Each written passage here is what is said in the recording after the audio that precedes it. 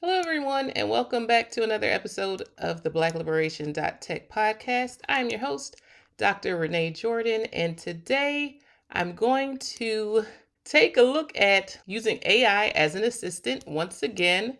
And for the sake of conversation, I'm going to take a look at the lessons that I have developed for how to navigate specifically C1.1, so cultivating curiosity and challenging assumptions.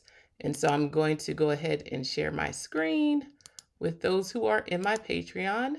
Those who are in my Patreon will be able to follow along.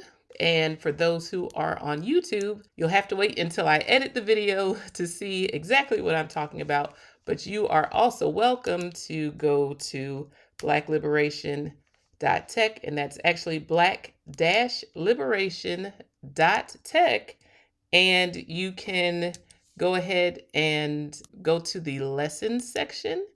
And at the lessons section, you're going to select under how to navigate. In the career section, you're going to select cultivating curiosity and challenging assumptions. So with this lesson, I actually start off with a story.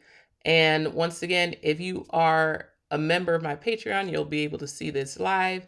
And the people in the story are actually main characters that I have sketches for. And I'm going to go ahead and start by taking a look at their sketches briefly. So we have Jasmine and Ebony in this story. And so Jasmine Johnson to be specific, I'm going to take a look at her synopsis. So Jasmine is a 28-year-old MarTech publicist. So that's marketing technology publicist with a unique heritage stemming from an African-American father and a mother who immigrated from Mexico with Native American ancestry. She calls Panama City, Florida, her home and plays a pivotal role in the development of the open educational resource aiming to empower Latinas, Afro-Latinas, Black girls, and women by enhancing their digital literacies and technical skills. So you can go to Black-Liberation.Tech to view the rest of Jasmine's character sketch. I'm going to hop over to Ebony and Ebony Peoples. So Ebony Peoples, a 21-year-old African-American hailing from Hampton, Virginia, is a pivotal contributor to the development of the open educational resource focused on empowering Latinas, Afro-Latinas, Black girls, and women in digital literacies and technical skills. Armed with a bachelor's degree in political science from an HBCU and embarking on her master's in public administration at an Ivy League university, Ebony's journey from academia to grassroots organizer brings a unique perspective to the project. All right. So with all of that being said, I'm going to go back to the story. All right. And once again, the title of this lesson is Cultivating Curiosity and Challenging Assumptions. Here we have an image that was created using ChatGPT's Del-E. And so here we go. Story time. Bridging Paths. A dialogue between Jasmine and Ebony. Setting: Jasmine and Ebony are seated in a cozy, quiet cafe. The early morning light filters through large windows, casting a warm glow on their corner table. They both lean in, excited to exchange ideas on technology, career journeys, and the challenges and triumphs they face. Jasmine, sipping her coffee, a slight smile on her face. You know, Ebony, it's funny. It feels like we both ended up in tech-heavy roles, but neither of us came up in an environment that actually prepared us for it. I mean, my schools weren't even close to teaching us the right skills. I feel like I was dragged from the analog to the digital, especially when it comes to public relations. Half the time, I'm digging through traditional media like newspapers and magazines. You know, it's almost like rewinding to understand the new. Ebony, nodding with a thoughtful expression. Yeah, I get that. I mean, I remember starting out with PowerPoint in elementary school. They had us doing the basics, but even back then, I didn't wait around. I tried to figure things out on my own. if the teacher wasn't getting to it fast enough. I think that's where my knack for technology really started. Just teaching myself stuff because it seems like no one else was going to. Jasmine, smiling, leaning back in her chair. Totally. You learn by doing. I feel like our educational system has kids consuming tech, but rarely creating with it. Like they're on iPads from the time they're in kindergarten, but nobody shows them how to build with tech, let alone how to use it in ways that breaks new ground. And then when I was studying international relations, we talk about digital divides, tech access in developed and developing worlds. But then I look around and think this digital literacy gap isn't just global. It's right here within our own communities, and we're just starting to fill it. Ebony, smiling wryly. True, true. And that divide, it's real. I've been running into the same thing at the Ivy League too. There's tech everywhere, but for so many folks from communities like mine, it's all catch up. Like we're supposed to use it instantly, but no one taught us how to truly harness it. When I came to work, I already knew how to use Excel, PowerPoint, Microsoft Word from before. It wasn't always something I used every day, but I had those skills down because, like you said, I figured it out on my own. The basics, they're useful. But for the stuff I didn't know, I'd either just look it up on YouTube or ask around. It's funny, sometimes I'll find out about new apps just because my friends are using them. Ebony, nodding. Exactly. I felt the same way about Clubhouse. I mean, when it started, I was like, okay, so people are just talking. No video, no nothing. But then everyone was on it. And it made me think maybe the simplest ideas are what people crave, especially during the pandemic. It was all about finding that connection, right? So I'll download it. And yeah, suddenly I'm in this huge room of voices. It's wild, but it keeps me close to people during a time when we are so far apart. That's the kind of thing with technology. It's always shifting, and like you said, there's always a reason behind it. Jasmine, leaning in thoughtfully. It's true. And here we are, both navigating spaces that weren't built for us, and yet we're pushing through. For me, it's about rewriting narratives. So much of the digital world defaults to a white-centric perspective, and I feel like I'm on a mission to change that. I want people like us to see themselves, to feel represented. It's a fight sometimes to get the industry to take different narratives seriously, but that's what keeps me going. Ebony, in agreement. That's the same thing driving me too. I want tech to work for communities that have been left out. And a lot of that means showing people that they can master it, that digital literacy isn't out of reach. It's one thing to go to an Ivy League and learn all this theory, but it's another thing to get out there and actually teach folks in our neighborhoods how to make this stuff work for them. I want to build bridges, make it accessible. That's what gets me up in the morning. Jasmine, smiling inspired. I knew we'd get along. We're both bridge builders in our own way. And I think there's a lesson here for people who want to bring tech to their lives and careers, but feel like they're behind or not ready. Sometimes all you need is curiosity and the willingness to go against the grain. Ebony, grinning, and a little bit of independence, right? Not waiting on someone else to show you the way. If there's one thing I've learned, is that you've got to keep moving, keep learning, whether it's in a classroom, from a mentor, or just figuring things out as you go. You've got to be in control of your own growth in tech and in life. Jasmine, nodding, raising her coffee cup as if in a toast. Here's to that, to owning our narratives, building bridges, and staying curious. Ebony raises her cup too, laughing, to keeping up with the latest on our own terms and making sure that when we look around,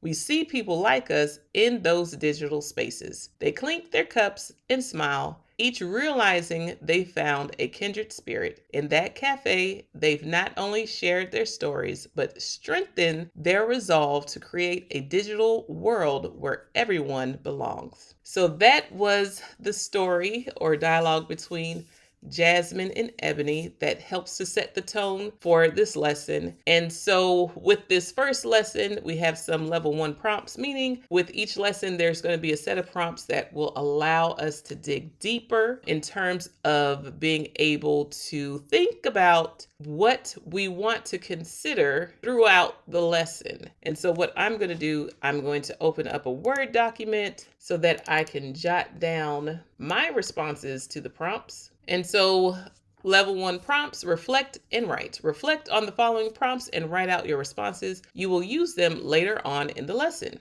Spark curiosity and challenge assumptions. What excites you most about technology? Think about the areas or tools in tech that capture your interest. Is it storytelling through media, organizing data, creating visuals, or connecting with others? So for me, I'm going to write down what excites me about technology.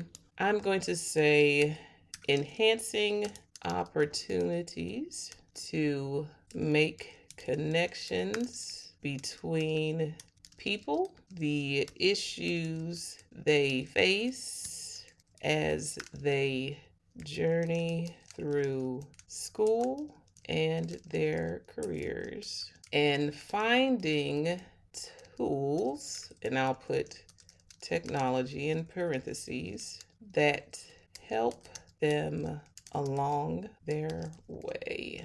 The tools either allow them to be more efficient, allow them to free up time, or allow them to be creative at a level that they would not be able to accomplish otherwise.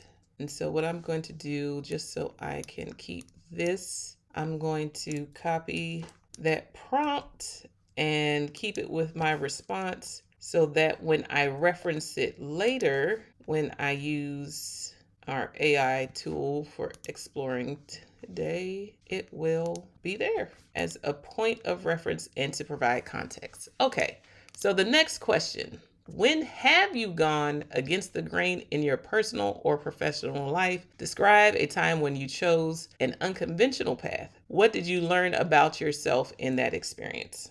Okay, so a time when I chose an unconventional path. So as a high school teacher, during my last year of teaching, my last year and a half, I'll say last year of teaching, my students used computers every day from the first day of school until the middle of February.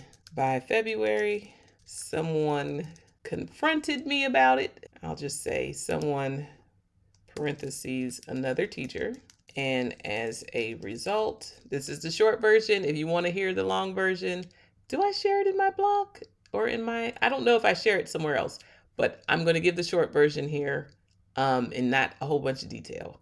So by February, another teacher, confronted me about it and questioned why my students needed to use computers every day. I explained that they use it to do their work and thought to myself, I use a computer every day. When will they have the chance to learn how to use a computer regularly? What did I learn about myself? I learned that I was ahead of my time.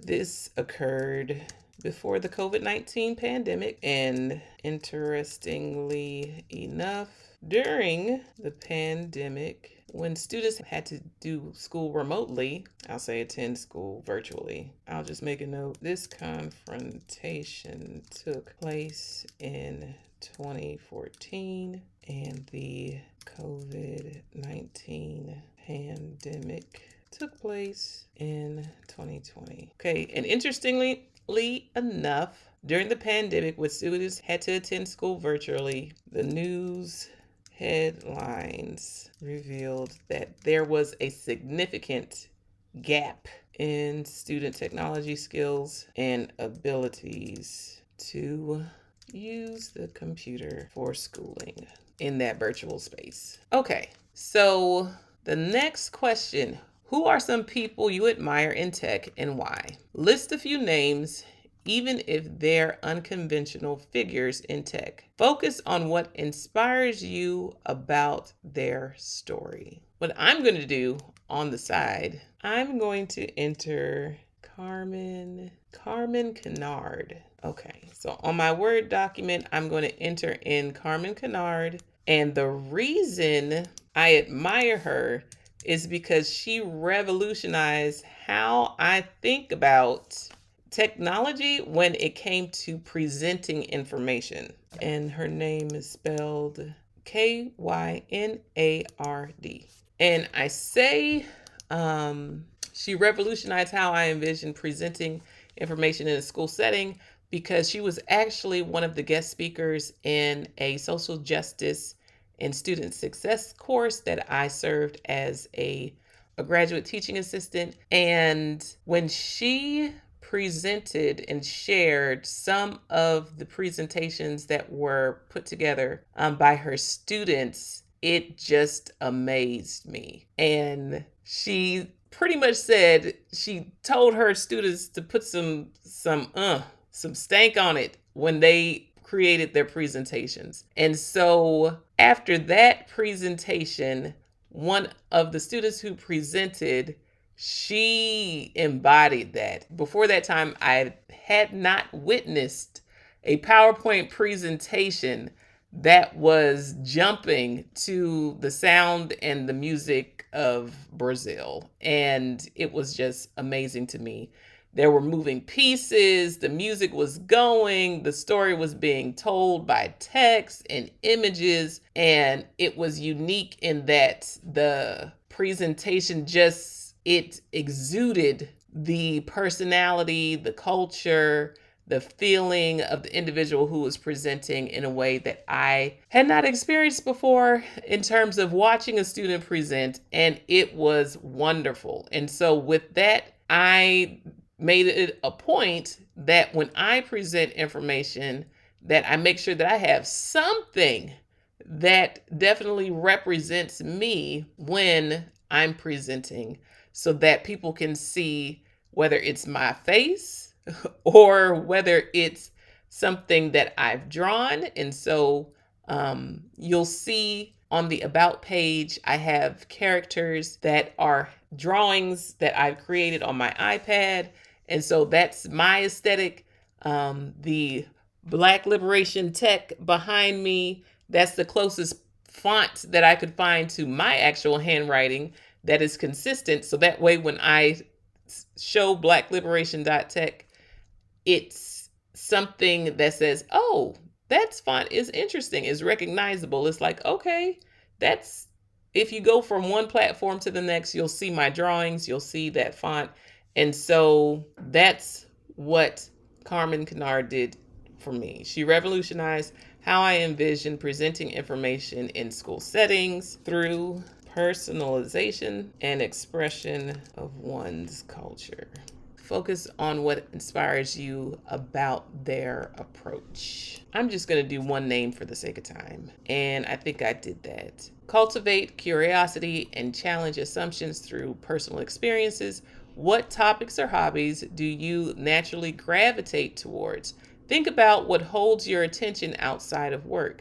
How does curiosity drive you in these areas, and what skills or knowledge could carry over to a tech setting? So I'll have to say that I naturally gravitate towards projects that are done by hand. And I'll say, for example, taking down so replacing a microwave with an exhaust vent. These are some projects that I've done. Replacing an over-the-oven microwave with an exhaust vent. I was not using the microwave And when it stopped working, I decided to just go ahead and get an exhaust vent instead of that. And another example, something that I've done by hand, I've installed tile, a backsplash, installing tile, backsplash. And another thing that I've done, I've also painted two murals. I'll just say painted a mural in my living room. Painted a mural in my living room. Okay, so these areas, okay.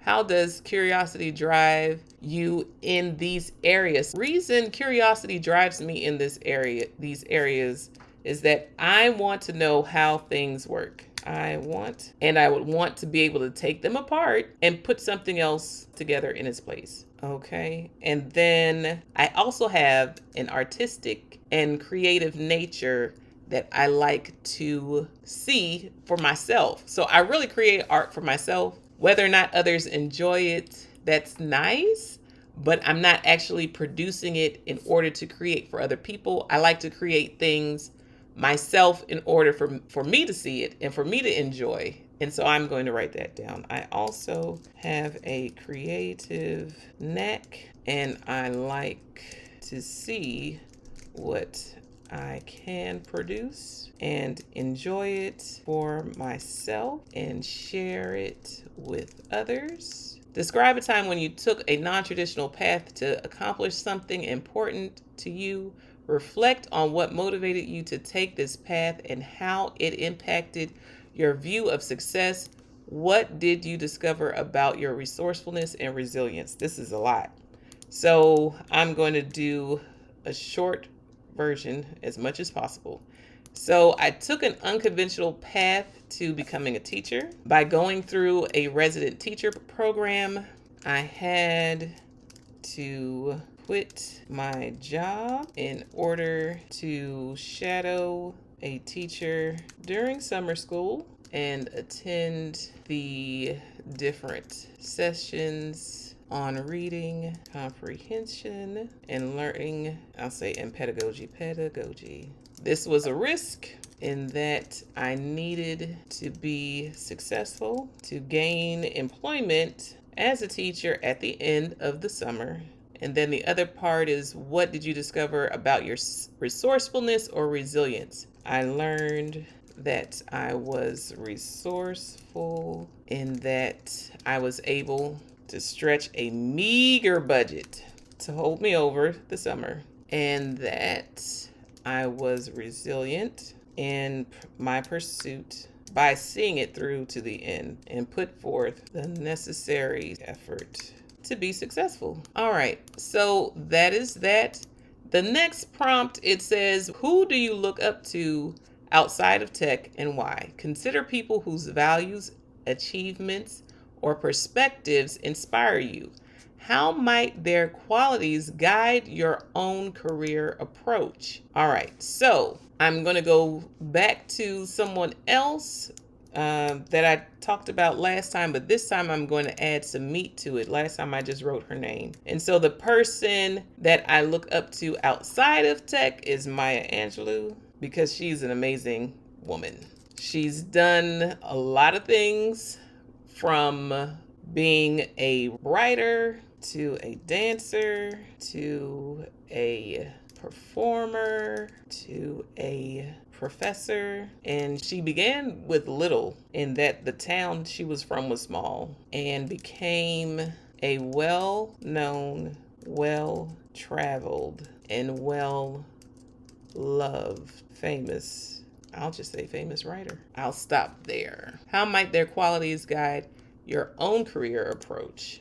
Maya Angelou's qualities might guide my own career approach by not setting limits, by encouraging me to not set limits on my trajectory based on where I started in life and the resources that I have at my disposal. And I'll put, there are ways of getting things done, expanding horizons, and living that transcend limitations. All right, so that's that. Okay, so lesson 1, cultivating curiosity and challenging assumptions. Objective: to help participants tap into curiosity, explore unconventional career paths, and challenge assumptions about tech careers. Reflect on curiosities and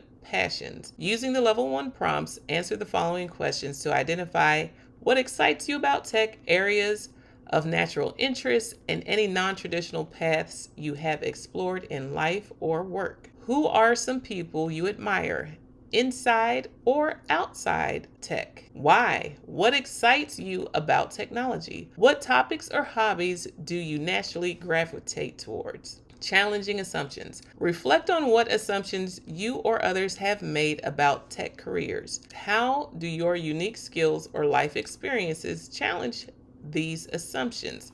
So I would say that if I were to reflect on the assumptions about tech careers, one assumption is that you have to get a bachelor's in computer science in order to do anything with tech. Here's an assumption. You have to get a bachelor's. How do your unique skills or life experiences challenge these assumptions? Okay, so me specifically, I was able to become an instructional technologist without a degree in computer science, let alone a degree in instructional technology. I became an instructional technologist before I got into the instructional technology PhD program. So I'll write that down. I was able to become an instructional technologist before going to school for a PhD because of the tech exposure that I had as a result of shadowing a IT help desk professional over the summer before my senior year of high school, as a result of working in IT for 2 years in my undergraduate school, and as a result of helping my fellow teachers as a teacher with the technology that we had to use in the classroom, as well as my experience with MySpace. So that's how I have the ability to edit HTML. At least I was able to use all of those things, as well as my other experiences with tech, in order to demonstrate to those interviewing me that I was capable of being an instructional technologist. So I'm just going to write all that down. Because I shadowed an IT help desk person the summer before my senior year, worked as an IT help desk person at my college for 2 years as federal work study, as well as trained co-workers, and I'll put at a property management company, as well as trained, I'll say, students and co-workers as a teacher on how to use and integrate technology. My experience, HTML on MySpace. I was able to become an instructional technologist without formal training, and I'll put /schooling. So next, using your reflections from the prompts, create a ChatGPT prompt that will help you explore ways to explore tech based on your personal interests and natural curiosity. Here's an example. ChatGPT, based on my interest in, list the hobbies, and my desire to describe any unconventional paths, what are some tech-related careers I could explore that align with these interests? So I'm going to stop sharing for a moment. I'm going to head on over to my ChatGPT. I'm going to open up a new conversation. All right. Now that I have a new conversation open, I'm going to share my screen with you all. Okay, so this is the new conversation, and what I'm going to do, I'm going to take the text from my Word document that I've been writing everything down in, and I'm going to develop a very rich prompt. for ChatGPT. And I say very rich because I'm going to go beyond just the prompt and actually include all of those notes that I took down to hopefully inform ChatGPT of more information about me specifically, so that it's not just a general response. So I'll say, use the following as context. And I'm going to paste all of that.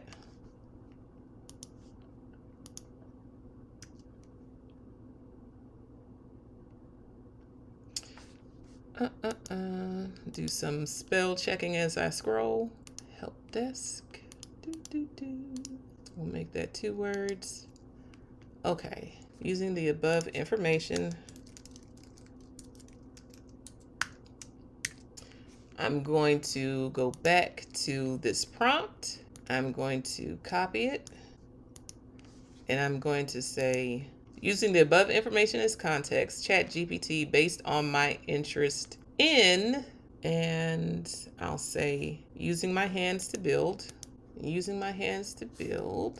or I'm going to say, where it says areas of excitement, I'm going to put in parentheses, using technology to help others, enhance opportunities, efficiencies.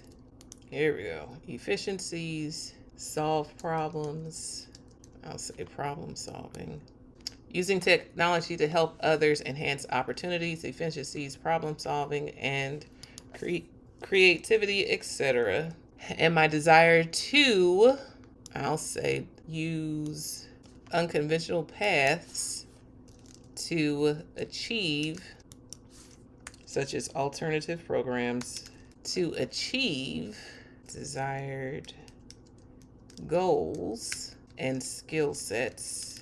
What are some tech-related careers I could explore that align with these interests? Now, do you see how this is a far more detailed prompt than just hitting the button on that last sentence?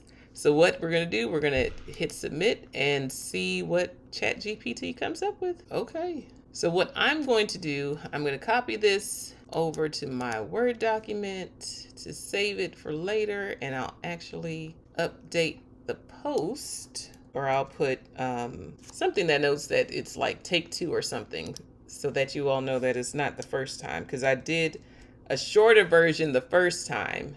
And so that's posted in my Patreon. And so what I'm going to do, I'm going to talk about the things that I have not already listed before in terms of the previous lesson. So in the previous lesson, C1.0, career explorations, or exploration of career interests, I already had UX experience designer / researcher, educational technology specialist, had that already, instructional designer with tech focus. Okay, we already did that one, or I've already covered that one. This one is new.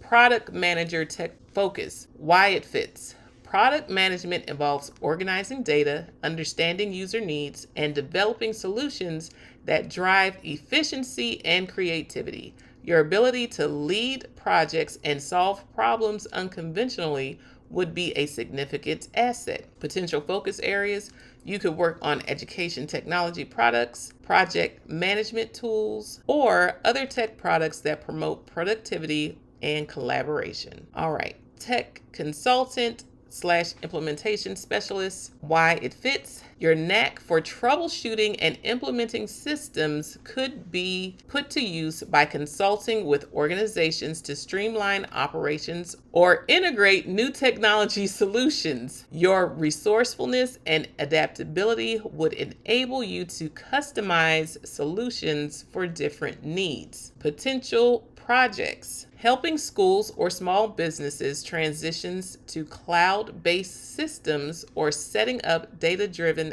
platforms to optimize efficiency. Okay, data visualization specialist. This one is new. Why it fits.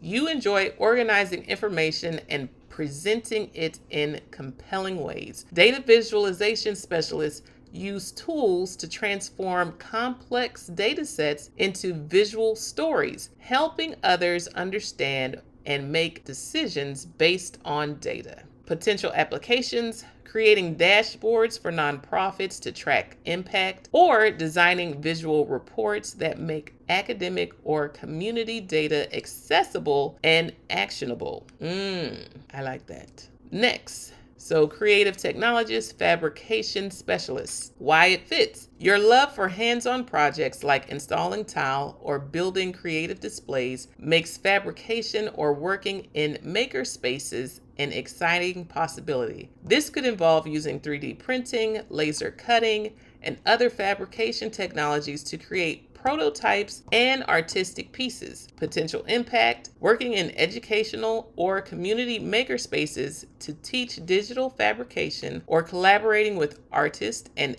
engineers on creative tech-driven projects. Okay. AI and machine learning enthusiast. Why it fits. Given your interest in AI, you could explore roles related to developing AI-driven tools that improve learning or increasing productivity. Your background in education could provide unique insights into creating algorithms that cater to educational or creative needs. Potential projects: developing adaptive learning platforms that customize content for students, or building productivity tools powered by AI. Interesting.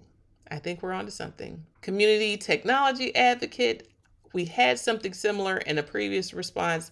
And then tech project manager for nonprofits/education. I think we had something similar to that too. So those are my results for that. The last step here is to identify role models. Search for women on LinkedIn or Instagram who align with your passions or have taken unconventional tech paths. Use search terms related to your interests, example, creative technologists, digital media strategists. Follow and note any insights or paths they have taken that resonate with you. So what I would do in this next step, and because it involves searching and looking up people, and that's not exactly what I want to do right now in front of everyone, but I could do it on my own, I would go back and take a look at those things that were new and see who I could find. So for a product manager with a tech focus, I could take a look at by doing some searches there. Tech consultant, implementation specialist, data visualization specialist, creative technologist/fabrication specialist, AI and machine learning enthusiast. And so those are the titles that I would plug in for my search. And so hopefully you've enjoyed this module and it's provided you with another way of looking at things. So once again, thank you for joining the Black-Liberation.Tech podcast. I am your host, Dr. Renee Jordan. Please feel free to like, subscribe, and share, rate, and review the podcast to help it become more discoverable. And until next time, take care. Bye-bye.